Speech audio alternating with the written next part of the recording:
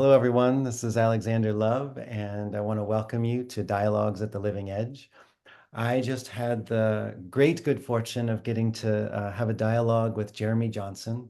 And Jeremy is just such a treasure of a human being. He is so brilliant and so poetic and so deeply connected to what it means to be in relationship with this world that we are all a part of. And our dialogue felt so deeply rich to me in our exploration of what does it mean to become with the world?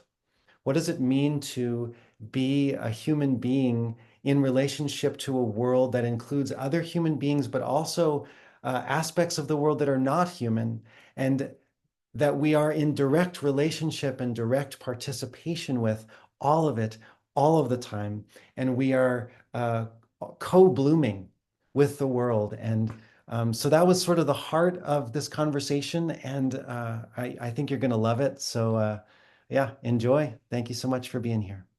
All right, welcome everyone. This is Dialogues at the Living Edge. My name is Alexander Love, and I am here with Jeremy Johnson. So excited to be here with Jeremy. I had the opportunity to meet Jeremy a while back at a gathering, and you know, I've just I felt so deeply inspired by his writing and his relationship to bringing the integral world into, I guess what comes up for me is the courage to bring in poetics and beauty and elegance. And personally, for me as a writer, reading his book, Seeing Through the World, it was just very inspiring and really invited a new way of interacting with this material of what is integrality and how do we live it. He's the editor and publisher at Integral Imprints, and he is working on a book called Fragments of an Integral Future, which I'm really looking forward to seeing what is alive there. So anyway, Jeremy, welcome. So glad that you're here. Thanks, Alexander. It's great to be here. It's an honor to be in conversation with you again, and thanks for thinking of me for joining one of these dialogues. Yeah. Well, I'd love to start with just the question, what is alive for you right now? Mm, yeah, this is a. As soon as you were asking if this would be a good one to start with, I was thinking like, oh, absolutely. I mean, what's alive for me, what's alive for a writer is always various, but for me right now, I'm very much kind of diving into the world of botany, romantic naturalism, Goethe's Urpflanze, his kind of plant image of like the plant, right? That's sort of the kind of imaginal plant of all plants. And just sort of meditating on the nature of what it means to be a living embodied being, how this is already quote unquote integral, right? To be here in this world, to be a living being, requires a kind of integral metaphysics or an integral ontology to really perceive it appropriately in a way that's sort of valid to the organism and its aliveness, its being in time. So that's what I've been thinking about because I've been working on a particular chapter that's sort of weaving in a little bit of a contemporary philosophy on his name is Emmanuel Cochia. He's writing about the philosophy of plants and sort of like taking a metaphysical gesture towards the plant, learning from the plant what it means to be. And I've just found this to be kind of a remarkable convergence with my own thinking on what does it mean to be human and to have an integral consciousness or just to be human generally speaking. There's a lot of commentary on that. We're kind of perceived as these special beings that can sort of shape and reshape ourselves, and yet here we see in nature, every particular blossom that might be around our homes is already a perspectival in a certain sense, or integral in a sense, in that it's already embodying that kind of plasticity that we thought was special to the human, right? So that's the track I'm on. That's what I've been writing about these past couple of days, a sort of temporal aliveness of the embodied living world. Oh, I love it. I love it. And so I'm curious to hear more about this uh this what you're learning from the unfolding of a plant. For me as someone who studied and practices Chinese medicine for a long time, there's always this relationship with nature. And, the medicine was born of agricultural societies where human beings were in direct embeddedness with nature. And so um, a lot of the life lessons that are sort of um, living within a human being have come from sort of recognizing how nature is itself blooming and seeding and unfolding and moving. So I'd love to hear a little bit more about that and what does that mean to you? What are you learning? What are you discovering? Yeah, it's endless fascination, but I think this is one of the key themes that we hear today in different academic movements, which move beyond academia, but things like posthumanism, for instance, talks a lot about this. A lot of ecological writers talk about this sort of decentering of the human, right? This kind of opening back up into the world. And to your point, there were times in human history that particular cultures were much more opened up to the world in these ways where they constructed and built ways of seeing, ways of healing, ways of becoming that were very, very, very much attuned to how, you know, what we think is unique to the human body is actually quite distributed. It's quite relational. It's reciprocal. We borrow a lot from the rest of the living world, and there's a lot of affinity we can see in a flower, in a plant, in a particular animal that we then see in ourselves. Um, something that Deleuze and Guattari both write about is this sense that, we are most human when we are becoming animal, right? There's a kind of paradoxical way in which when we open up into everything, we are most human, we are most ourselves, right? Or creative, metamorphic beings. So I find that to be such an interesting paradoxical movement that sort of decentering the human allows us to come back to what it means, what is unique to the human to give to the world, right? What is the appropriate relationship or uh, uh, uh, contextualization of the human, right? To bring ourselves back into relation. I think these are really big Mhm. questions that our culture, our civilization is asking itself right now. But there's lots of little ways that I think, attuning our perception to place is a way in which we can start to do that, in our communities, in our individual lives, for our own well-being and our own flourishing. It's like, and it becomes a mutual flourishing. Oh, Yeah. beautiful. And I love as you're speaking, I'm the word, the sort of distributed is sort of hanging with me as a fragrance. And I think that so often there can be a focus on what is going on with me as an individual autonomous being, or often in the integral world, it's like, what stage am I at?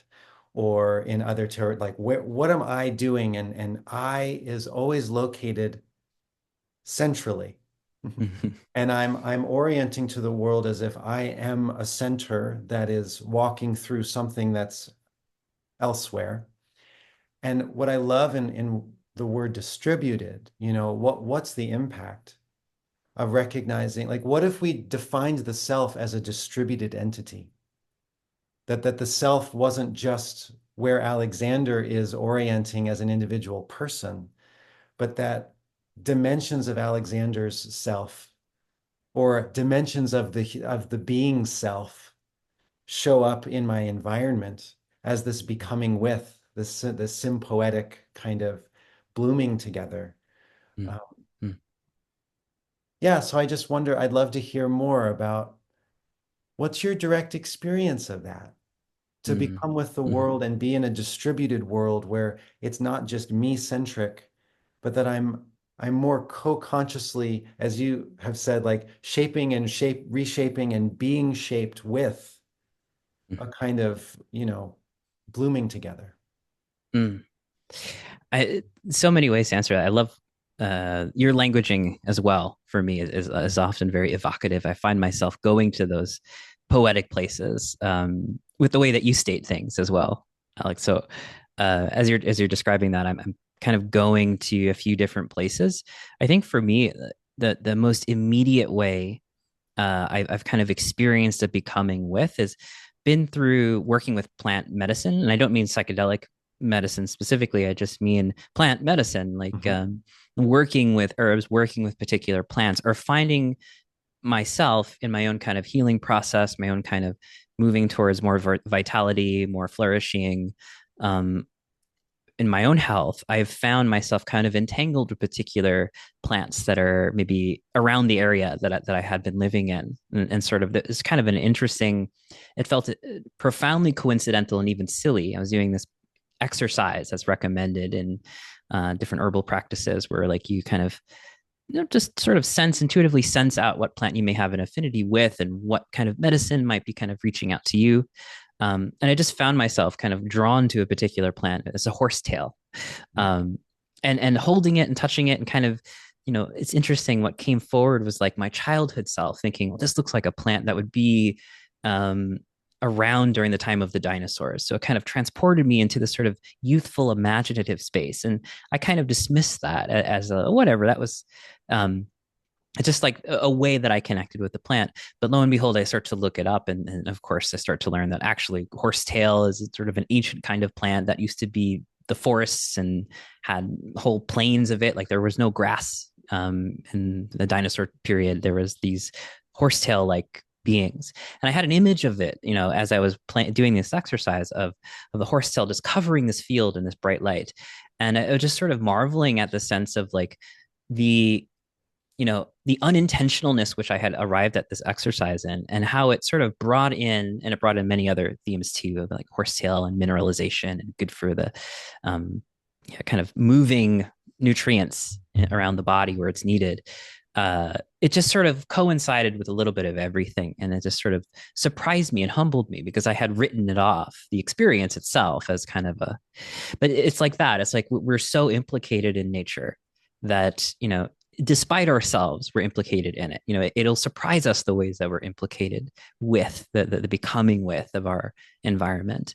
So I think, aspiring towards a kind of a very rudimentary sense of like herbalism for my own health has been one of these ways that becoming with has become most alive for me. Um, and maybe one other aspect, very, very related, is really, an intuition to kind of come back to the plants in the process of writing this book. And it's really only the past couple of months where that blooming, that connection of, the nature of the flower and of the plant, as Goethe speaks about, or as Emmanuel Kochia speaks about, I began to see a kind of resonance with the way Gebser talks about aperspectival art, and the way that aperspectival art kind of embodies this simultaneity, this transparency of the many different aspects of a plant's temporal embodiment, from roots to branches to leaves to the flower itself. And it's just sort of in this image. It was a latent image. It was a becoming with me and with the writing that I kind of needed to go through this year of maybe wandering about for a while in order to arrive at it. But it doesn't feel like just me. This creative process feels like I needed the beings that surround my cottage here with my partner and my child to have been part of that process, to kind of arrive at that process, if that makes sense. Absolutely. Yeah, well, one of the things that I hear you speaking to, in this inquiry that I'm holding of, okay, well, what does it mean to be a distributed self, or to be decentralized, or can the center and in relationship with a periphery that's also a center, of which I'm a periphery, and this sort of commingling or the entangling as you're speaking to. One of the things that I hear in what you're saying is an invitation into, maybe we call it like embodied phenomenology. And what I mean by that is I'm not standing as separate from objects that are nearby me and attempting to sort out what they are from a place of division, but rather there's what I'm hearing is, okay, well, there's this plant horsetail, and while I can like do research and learn about what we know of its nature historically, I'm also dreaming with it. I'm interacting Exactly. with it. I'm allowing from a concrete perspective, I'm allowing the texture and the vision, the concrete visual of it to impact me, while also allowing for a dreaming with. And I think that this is a really important invitation in our modern world, where we tend to live distantiated, a word that I had to look up because you probably wrote it somewhere. And I'm like, okay, what is this word? But to distance ourselves and maybe there's an invitation here for like a, a deepening into a direct connection with. And then there starts to be certain patterns, like, you as you're speaking about horsetail, it was reminding me years ago when I was at Naropa and I was studying plant spirit medicine with a dear friend and colleague of mine, Marlo Brooks. And we would go to her house and we would choose a plant, and then we would basically dream together as a group. We'd go quiet, we'd go inside, and we would go into the sort of dreaming with the plant. And I remember my dream with horsetail, and it had dinosaurs, and it was it was about the bones of the earth. And in Chinese medicine, it's connected to the kidneys, which is Mm, representing the sort of the winter moments where all that is left is the essential bones, the essence of being. And horsetail in that, in that context, we were discovering, that it sort of supports in that kind of connecting us to our, you could say, our ancestry, or to our essentials, the essentials of our being. And so I just wanted to bring that in because it was cool that you also had connected to it with dinosaurs and stuff like that. But I just wanted to bring forward that notion of,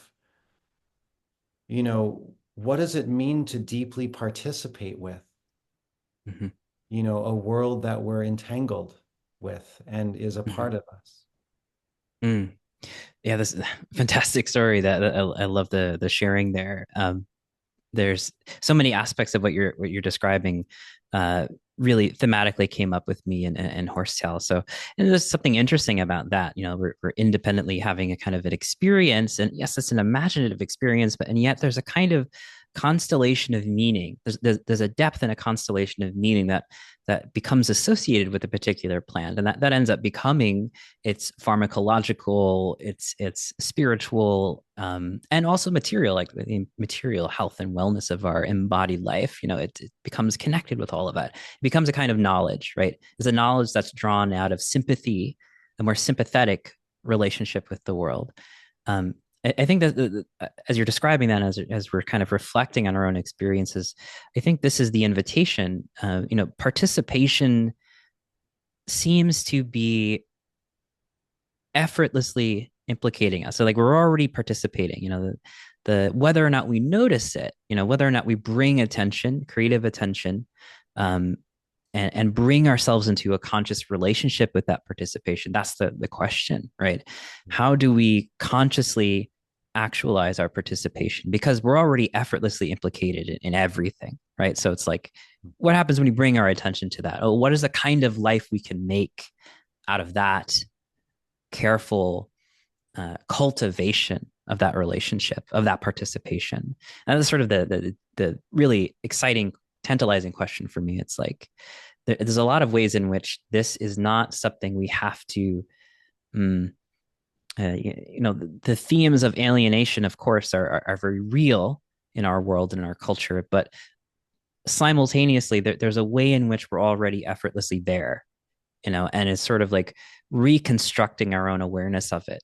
We're reconstructing our relationship with the world. That's what's kind of going through the revision. But it's kind of miraculous that we're already there. Like despite all of that, there's still kind of some kind of fundamental sympathy or relation involvement in the world with the world that we have, and it never goes away. So it's like we're the ones doing all this weird dynamic metamorphosis, Cartesian dualism or scientific empiricism or more traditional ways of medicine and animistic cultures. These are all kind of different shifting relationships with something that we're always in relation with.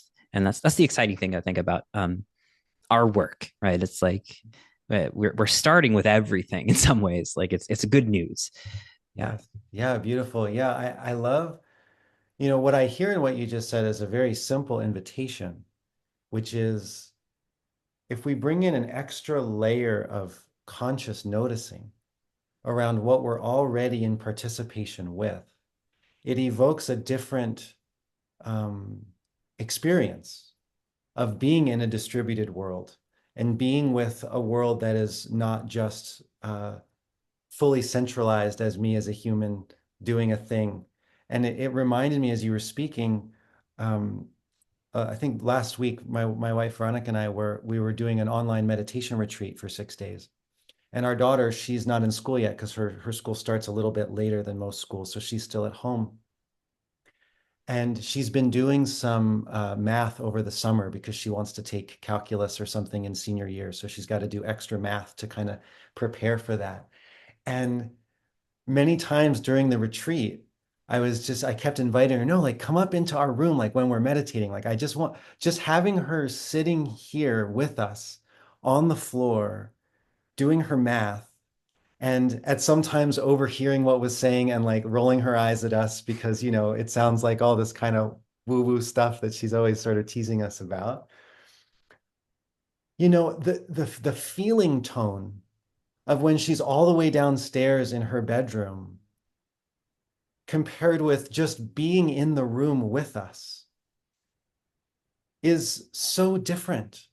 Mm, The quality of experience and the flavor of joy for me to just be next to her and to know at some point that she's going to laugh out loud in the middle of a meditation.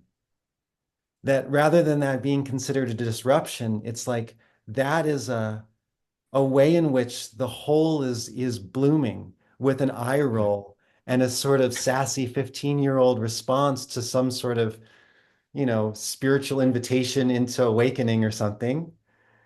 And that adds a texture that for me is so meaningful. And so what I'm hearing is like we're already in participation with, but are we noticing the sacred tones mm, as we're just walking down the street in the ways in which the the houses that are just sitting there, wooden structures, are actually in conversation with us if we bring in that layer of conscious mm, noticing. Beautiful. Yeah, beautifully stated. It brings to mind one of my favorite lines from Rilke, I think, which succinctly expresses what you're talking about. And it's our looking ripens things. Mm, Our looking ripens things. There's such a sense of, exactly to your point, like bringing conscious attention, bringing ourselves into presence with one another, whether we're human or more than human. The human in the presence of a house, right? To yeah, be present for that house allows that house to ripen, and for us to ripen as well. It brings something, it realizes something in us that wouldn't have been realized as fully. It remains latent without that presence. yeah, And so our looking in this greater sense, not just visually looking, right, but in this other kind of perception, this perception of presentiating, in one of Gebser's terms, right? Making present, or he defines it in a couple of different ways: becoming present, making time present. There's a sense of presence regardless of where he's going with that. So our looking or becoming present or presentiating ripens things. It ripens the world. And I think this kind of image has really kind of stuck with me as I've been working on this book, Fragments of Integral Future. Earlier on in another section, I had been exploring how, a lot of ancient cultures, indigenous cultures, had a kind of participation with the world in a material sense. Anthropologists are very good at describing that material sense, but it's still very much astounding how much they were really making gardens, food forests out of huge swaths of land. They were carving pathways, migratory pathways through controlled burns across uh, United States continent, right, to sort of across North America. So there was a very impressive, very, we underestimate what our ancestors and what indigenous cultures were able to do in their participation with the land, and being present with the land, what they were able to accomplish, what they are able to excel at, right? They allowed the earth, and this is something that Lila June Johnson speaks about, the earth, or the land, kind of was actualizing a level of abundance and reciprocity that it wouldn't have without the active presence of the humans there, right? And braiding sweetgrass talks about the same thing. Robin Wall Kimmerer, right? There's something about the braiding of the sweetgrass that actually brings out a kind of vitality in the sweetgrass that it wouldn't have without our involvement in the world.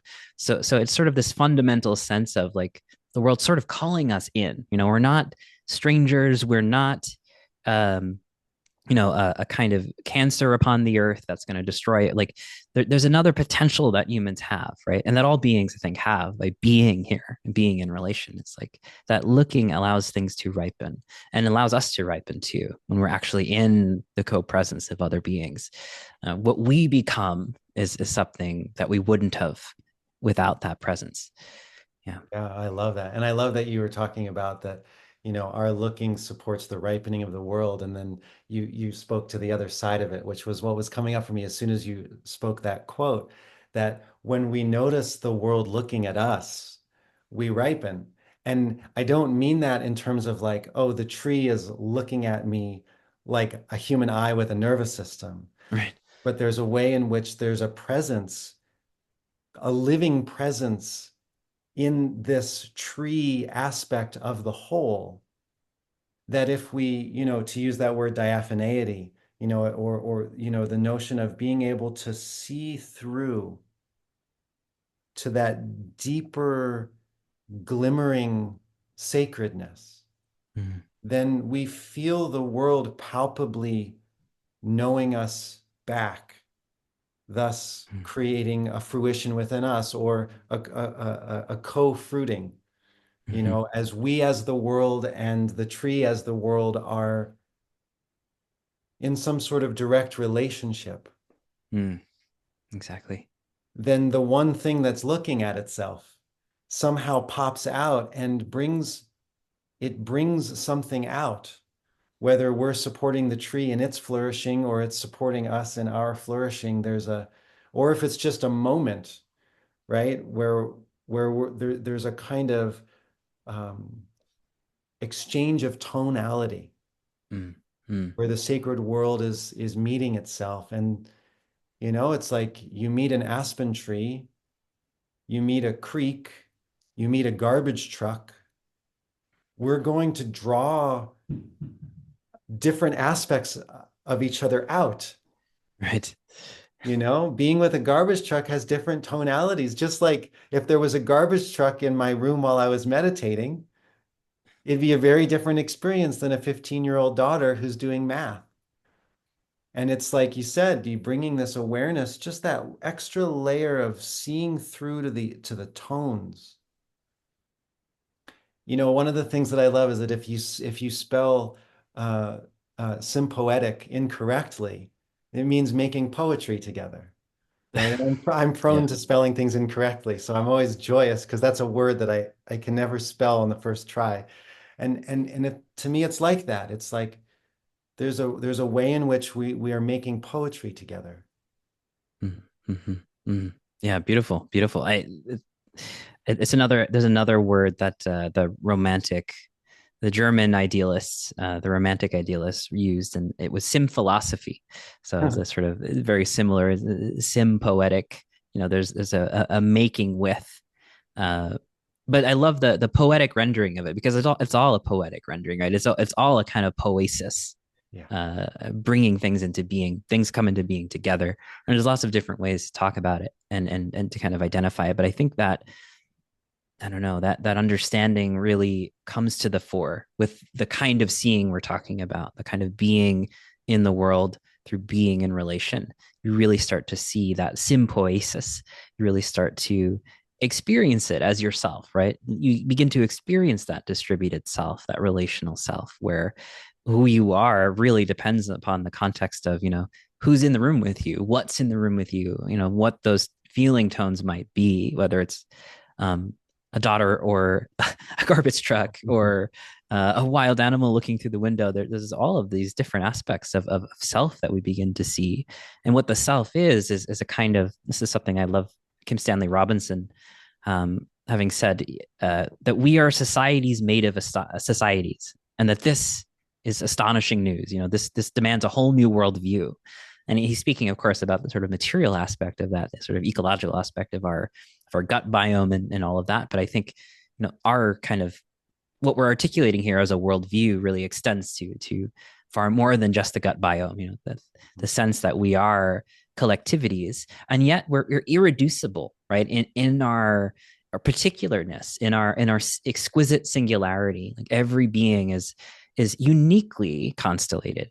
So there's a sense of we can't reduce the self into a kind of collectivity that where the self just vanishes into infinite relation. Um, Maybe if we're good practicing Buddhists, maybe there's some kind of like emptiness of self we can see, but there nevertheless the world is still populated by individuals, right? By selves with their agencies. And it's the other side of this equation that our looking ripens things. It's like there has to be a being which is present for you in order for you to be, but you need its presence. You need it as an individual, that tree, that raccoon, or whatever, to be what it is in order for you to find yourself. And so it's kind of this sort of a paradoxical way of kind of holding it all, right? The sense of, we are societies made of societies, and yet we are these irreducible individuals, right? We're just not static, to understand the self and to understand the world.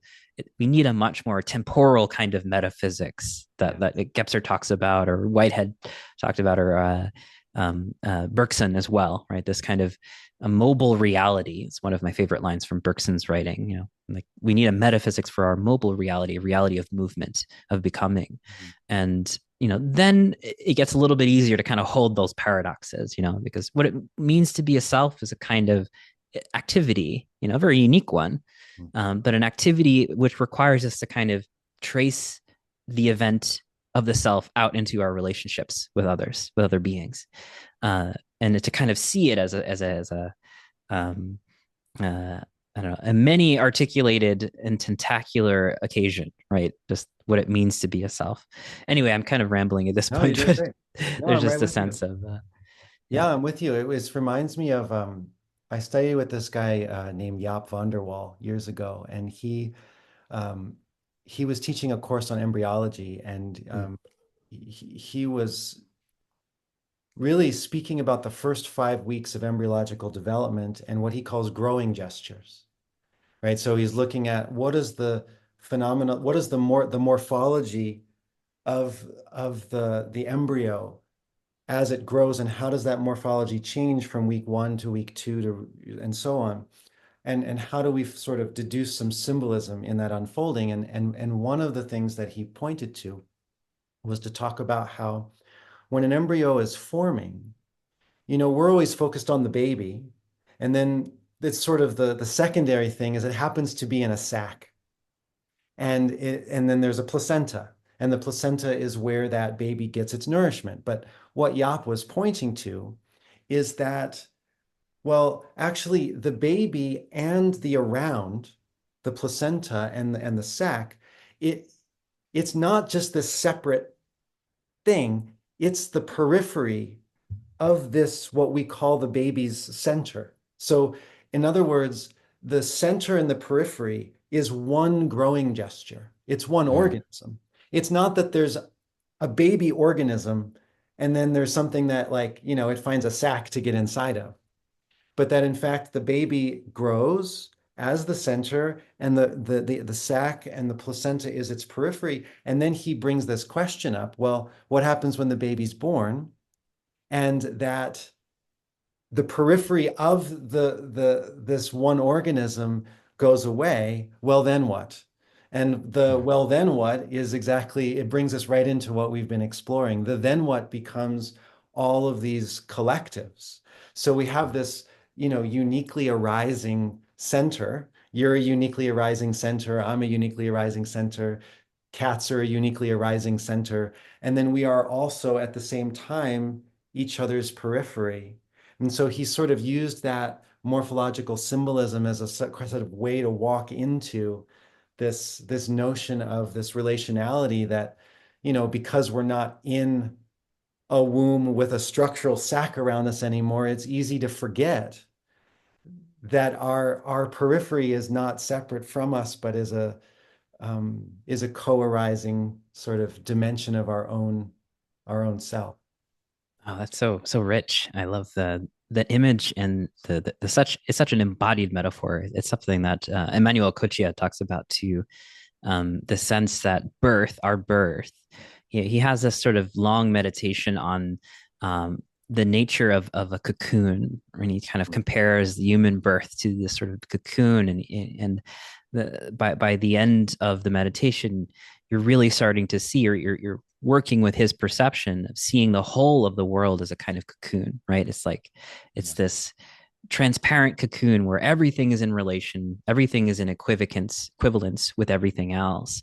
And there's just a sense of exactly your point that, one, we're talking about like foreground and background, like, there's an environment to every individual that constellates the individual, and we're all kind of each other's constellation, right? We're all the kind of envelopment of other beings, and they are for us, right? And we're all kind of a cocoon for each other here, where this sort of continuity principle, where all beings are on the one hand, a kind of transcendental self same life, right? A becoming that binds us and links us with everything.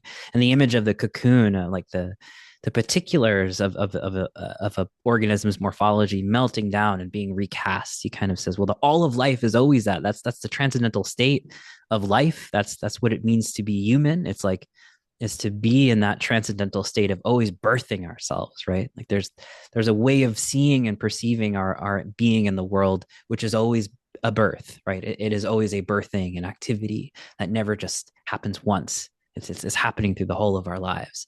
And so I couldn't help but hear a little bit of Gebser in that too. Gebser's whole point of, how do we imagine the integral world? And he says we need to curve space, space curved by time. And so, you get the sense that transparent sphere as this sort of cocoon, the cocoon, the open cocoon of the perspectival world of what it means to be a self in a world where we're always in continuity and we're always in becoming, self becoming. Sort of all. Anyways, you can tell I've been weaving a lot of these things together in some of my writing and in my reading, which has been a sort of intensified process of like really kind of staying with these texts and really kind of walking around day to day and trying to catch glimpses of insight, see the world this way. Uh, Yeah, beautifully said. Beautifully said. And it was occurring to me as you were speaking that, I think if I were sort of reflect on the tone and the mood of our speaking so far, it's like, oh, there's like sacredness and entangled, like this beautiful entanglement and this, it's all very upbeat and feels very good and nourishing. And as you were speaking, it was also reminding me of the other side of that, where what I've noticed is that when I'm in relationship with the world in the way that we're speaking to, the other thing that will be born in me comes through my reactions, my inner subtle reactions to my environment that may not initially feel positive.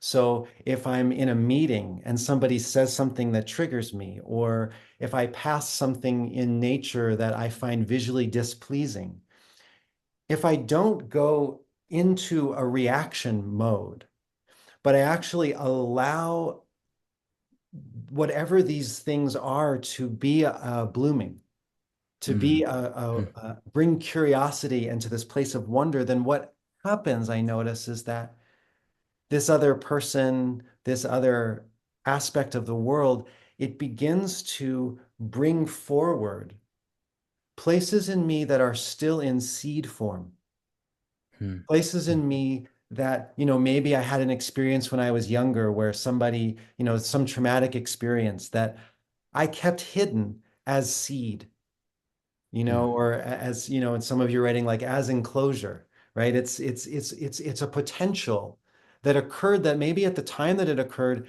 it was too much for me to experience the full fruition of. And so it mm, went into a seed, into a womb space in hiding, a conceal, like a place where things are concealed. And then all of a sudden, as I'm becoming with the world in such a way, boom, it pops forth. And if I don't just let it take me over and just act out of it, there's room for some conscious cultivation that mm, allows this relationship with the world to bring forward another dimension of myself that now can come to fruition, then allowing me to be even less cut off from the whole because one other bit of it has just sort of been brought forward on display and allowed for some kind of a cultivation or maybe a co-cultivation. mm. Yeah, it just brings to mind this kind of principle, right? That if the world itself is becoming in movement, our reaction might be to kind of go, okay, but I don't want to become that, right? I don't want to become that ugly thing or that thing that terrifies me. Uh, and there's sometimes good reason to kind of go like, if I allow this into me too much, I might disappear. This may not allow me to be, depending on what we're thinking about, Yeah, yeah, a predator, I don't know, something that could bring our body a disease, something that could make us feel, you know, I don't know, mm, the light of creativity and inspiration getting snuffed out in us or something. But when we're sufficiently open, like immune systems teach us this too, right? This kind of simultaneity of being closed and open to the environment at the same time. And they're also very much, they don't have a kind of defined boundary. It's a very porous relation with the world, right? um, they have to kind of oscillate back and forth with what they want to let in and what they want to keep out, but they got to be in that middle state where they do both, right? So I kind of, as you're describing that, I'm kind of hearing that, like, how do I kind of allow in what I need to allow and allow it to cycle through, right? Because it's only by allowing that to happen that I can kind of let it back out into the world and let it kind of dissipate or move on. There's a sense of like, regardless of how I do this, the movement has to continue, right? Like if it's a negative thing, if it's a destructive thing, how do we let it in enough to protect the resilience and integrity of ourselves and allow it to kind of cycle through and move on? Um, so nature is always teaching us this kind of dual movement, like allowing in, but don't let in too much, right? Allow things to cycle through to allow other beings maybe that are better at sort of handling that to take care of it. But being part of a living system, part of an animate world, it does come with this kind of disclaimer, right? Like we will be. Tyson Yunkaporta talks about that. You have to be willing to become, in a kind of context where other beings are going to transform you, and you are going to be sort of a catalytic agent for other beings. There's sort of a kind of a cascading, undulating, rippling effect that we kind of get a sense of, and that yeah, could be a lot, especially um, for us, in our particular culture, feeling so disembedded and uninvolved from context, and imagining ourselves, even though I don't think it's really true, as disconnected enough to not really kind of be involved in that sort of stuff. That's all happening kind of outside on the periphery. But again, the periphery is us. So there is a sense of definitely a disclaimer here that the beauty, the other side of the beauty is the terror, as Rilke also talks about, right? So there's a sense in which our continuity with the world has to bear certain feeling tones, feel certain intensities, which are not always going to be comfortable, and there has to be some level of discernment. I think, as we might hear in any animist society, kind of getting that, and kind of having particular ways of remaining open with the world, while also having warding off possibilities, ways to protect, ways to keep the integrity of the community or the land, allow it to continue to thrive. So I hope that's not too abstract, but there's just a sense of that absolutely. sort of undulating opening, closing that That's I'm getting that. from your description. Yeah, absolutely. And it reminds me of one of the earlier Chinese medical texts. It says that hundreds of diseases are caused by wind and cold. And what one of the ways to understand what they meant by this is that cold is a contractile force that causes us to withdraw. So we could look at it as fear. That's sometimes some ways that people will look at it. But we can say that the fundamental gesture is I am cold, contracted, and withdrawing, from this field of life, right? So that's Mm-hmm. one aspect. Mm-hmm. And then wind is understood as being synonymous with change, right? And so what they're saying is that as wind is moving through the world, We have in Colorado, we have these ponderosa pine trees that it'll get really, really windy here. And you'll Mm, see them out there and they're just wiggling. They're wiggling, and that wiggling prevents breakage. It prevents them mm, from snapping and cracking and all those kinds of things. And so the invitation to say that hundreds of diseases are caused by wind and cold is to say that diseases are caused by our resistance to change and the mm, degree to which we withdraw and contract from the world rather than lean into it. And I hear a lot of that in what you're describing because it's not saying just give yourself over to anything and just absorb whatever. There is discernment, there is a backbone. In Chinese medicine, the if we're looking at the immune system, one way we can imagine it is we have this central backbone of autonomy that then creates a surface of dynamism. mm, Now it's dynamic. It's not just shut down and don't let things in. It's spontaneous when it's healthy. It's spontaneous and it's alive and it's allowing, a symbiotic relationship with the world, but it's yeah. also carrying the imprints of that autonomy, Mm, mhm. right? And so anyway, that's some of the things that I hear in what you're sharing. Yeah. Again, I love what you're describing. There's so much aliveness. Where I'm ending up with the book, where I'm trying to wrap it up, is sort of a meditation on more of the social, material, and cultural implications of like how do we live this way of life, Yeah. and the narrative that I'm playing with in the book is this sort of sense that we've done the civilizational thing for 10,000 years, and we're kind of at this bifurcation point where the last few millennia have been a kind of contraction from the world, right? A kind of distancing and a freezing up, right? Or a sort of uh, offsetting the need to continue to move things along into the future, right? Like cities are really good examples of that. They kind of freeze the environment around them. They restructure it. They're not in relationship with it, and they kind of off put their own demise into the future, right? By extracting further and more and bringing more and more distant lands to them, right? To kind of bring that energy, but they're not cycling it back in. So there's a kind of arrested state that the city and really civilization as a kind of logic has been enacting for the past few thousand years.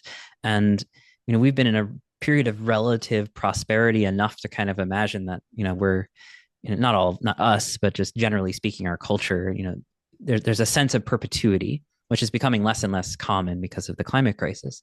But it's really like how that fundamental gesture that you're just describing about, being in a kind of dynamic like the movement of the tree, right? Is there a way civilization, us as human beings and us as a culture, right, can move dynamically with the world in that way without dissolving back into the world, without just collapse, right? Is there a way to be here in the world and do something other than hunter gathering, let's say? Is there a way to do this interesting thing called a city, or a settlement or a sedentary life that's in dynamic relation with a dynamic and interrelated world? So it's that kind of fundamental gesture, the gesture of the immune system, or from what I'm hearing, that the sort of gesture in Chinese medicine for health is like how to be in that sort of state of dynamism without foregoing our own integrity.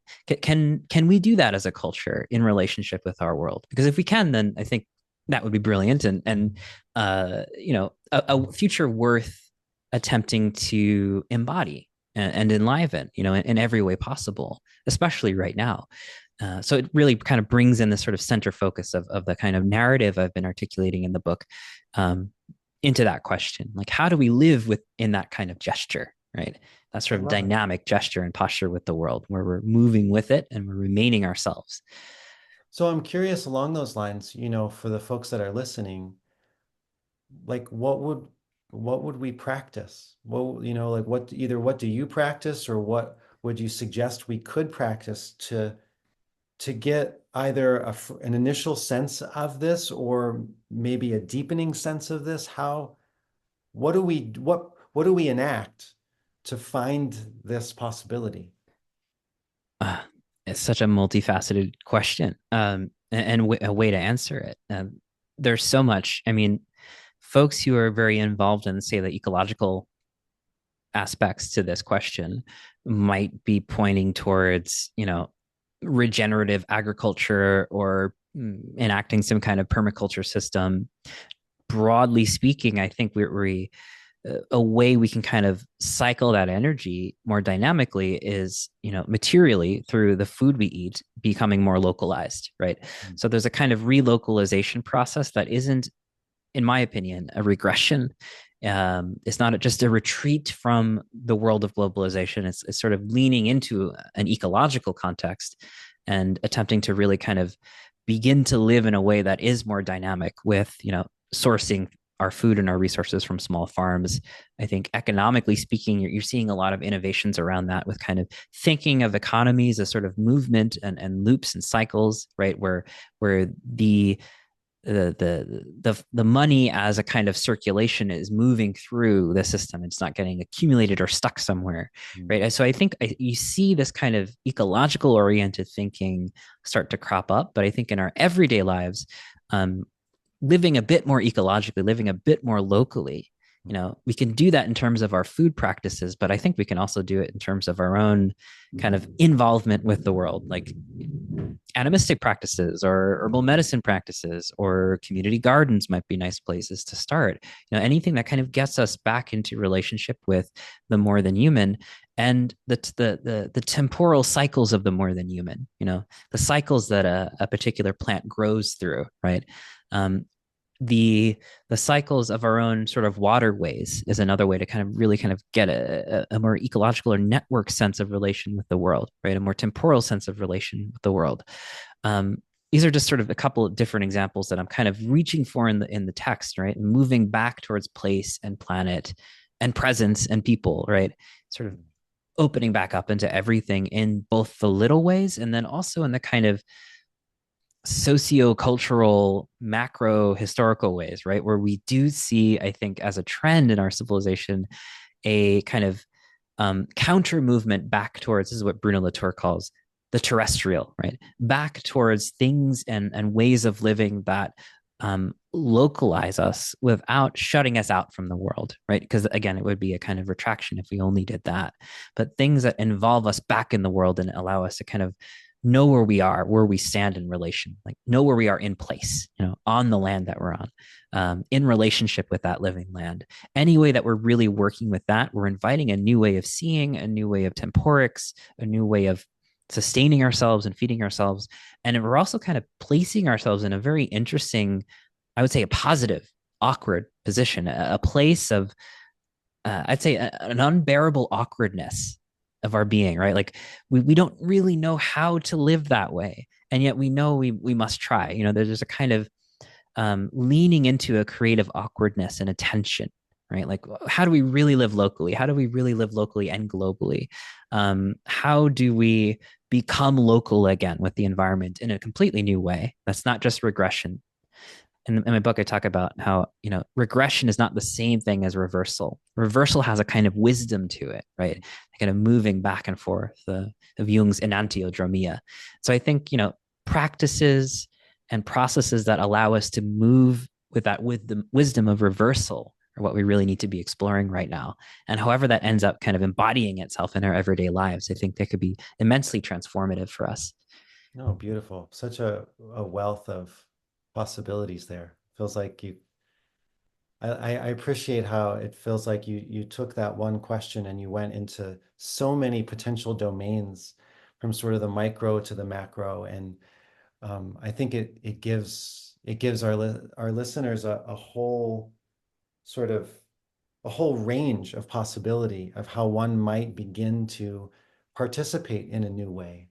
And, you know, it also occurs to me as you're speaking that it brings us back to something that we were touching on before, which is in a way just the simple presence and the simple intention to bring a new kind of presence to everything around us, to see what it's like to have the world talk back in a different kind of language. I mean, a house made of wood does not talk back like a 15-year-old daughter, but there is a relationship if we listen deeply enough. And I think that in one way, what I notice is sometimes when there's a million possibilities that can occupy realms upon realms of complexity, some people will take it and fly with it, and other people will just get overwhelmed and just never think about it again.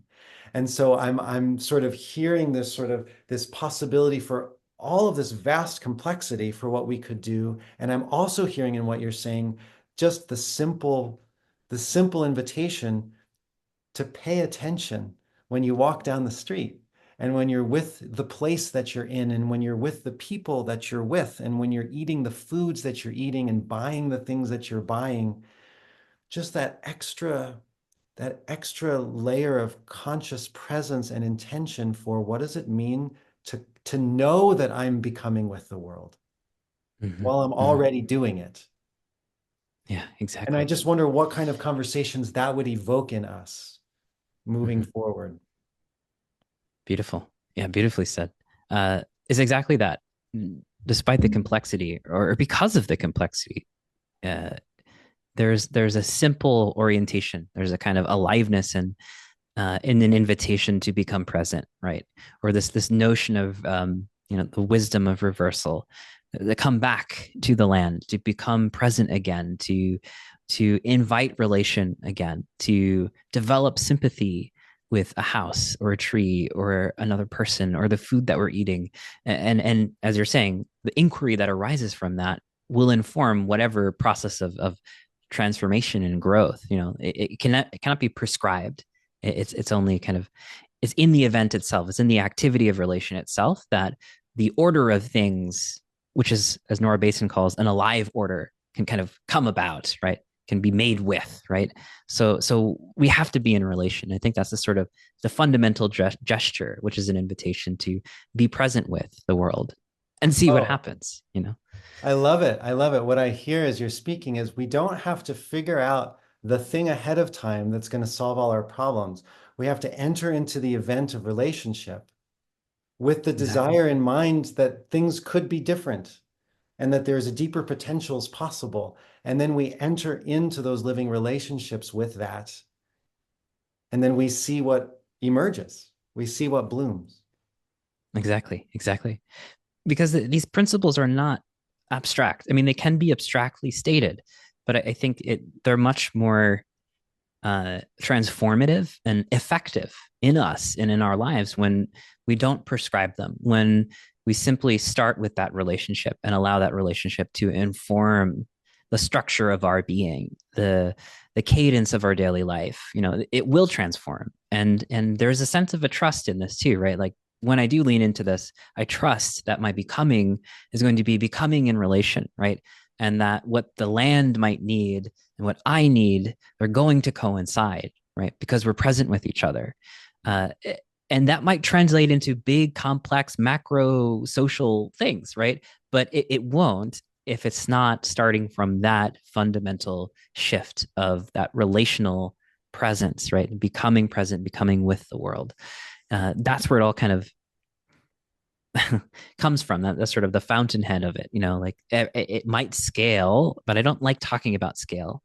It's much more, I think, efficacious to talk about exactly what you're speaking to. Like, how do we live differently, more intensively with the world, with the living world? How do we say yes to there's a certain kind of protocol, right? Or it's like, okay, I'm affirming a living relationship with things and beings that are more than myself and more than what I've kind of structured or allowed to be in contact with me. I might transform out of that. There's a sense of vulnerability and kind of reaching out with the world with Byung-Chul Han calls it, he's borrowing from Heidegger, but a friendly handedness or a friendliness with the world, right? It's this gesture of the open hand, the gesture of the hand on the shoulder.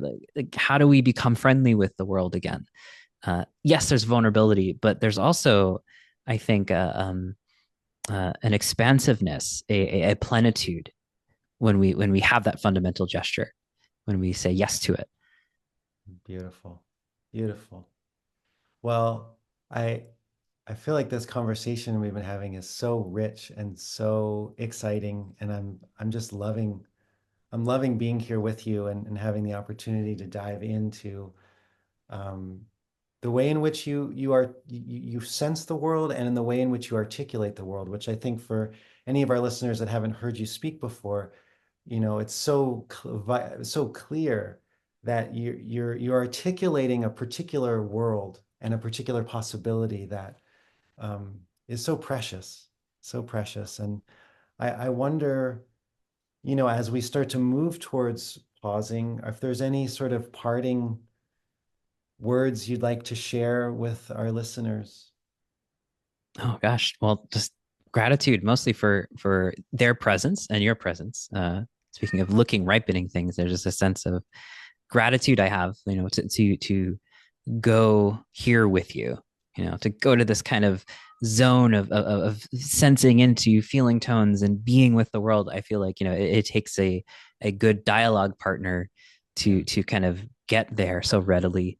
And then also I think, extending that through time and space to your listeners, who are listening to the podcast and to their present.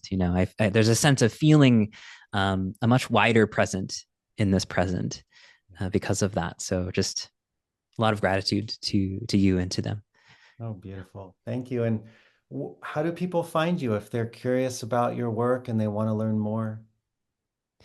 Great. Yeah, they could go to mutations.blog, and there's a link to the newsletter there. It's a Substack. That's what I try to keep updated pretty regularly with updates on the book, etc. So, and then from there, I think there's also Twitter and whatever they're calling it these days, Mhm. all the social media links. Okay. Yeah. And I can put a link, whatever links you want, I can put them in the description too. Great. Anyway, so Thank thank you, you Alexander. so much, Jeremy. It was lovely to have you, and I really appreciated this conversation. Likewise, Alexander. Thanks so much.